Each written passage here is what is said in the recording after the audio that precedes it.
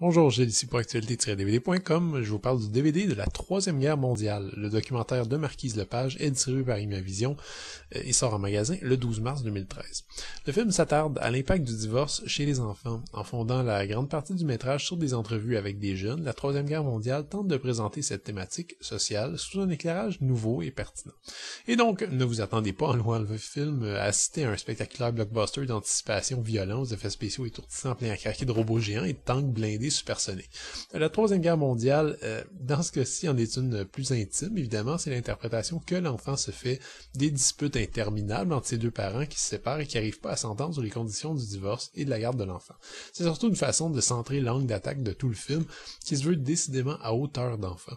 C'est un peu le point fort et la grande faiblesse du film réalisé par Marquise Lepage qui a repris le projet suite au décès de l'instigateur Marcel Simard. C'est un point fort parce que c'est indéniablement un point de vue puissant. Certains parents s'entre-déchirent à un point tel qu'ils en oublient totalement leurs enfants et qu'ils adorent pourtant chacun. C'est un peu le vieux principe de se focusser sur ce qui nous sépare plutôt que sur ce qui nous unit. La Troisième Guerre mondiale ramène la valeur parentale au premier plan de ce dilemme, sans offrir nécessairement de réponse toute faite. Le message est tout simplement d'écouter l'enfant, ou à tout le moins de le laisser parler. Même si l'une des filles prône ardemment la garde partagée, puisqu'elle aime tout autant son père et sa mère, l'idée reste en suspens et n'est pas mise de l'avant comme la solution ultime par les cinéastes. Ce qui est plutôt mis de l'avant, c'est plutôt de rester respectueux.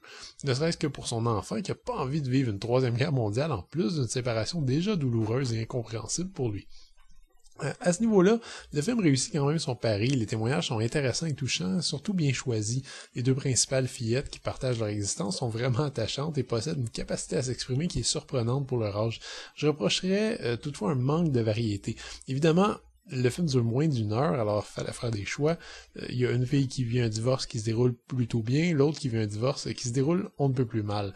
C'est pas mal la seule dichotomie auquel on aura droit, ce qui est, disons-le, assez insuffisant. En fait, c'est ça le problème, le divorce c'est quelque chose de tellement compliqué, tellement vaste, tellement humain en fait, qu'on peut pas vraiment en faire le tour. Et veut pas, on va rester forcément sur notre fin ici. Vous cherchez une analyse sociale, une meilleure compréhension historique, une comparaison de la situation, par exemple, avec d'autres pays, d'autres contextes, mais vous retrouverez rien de ça.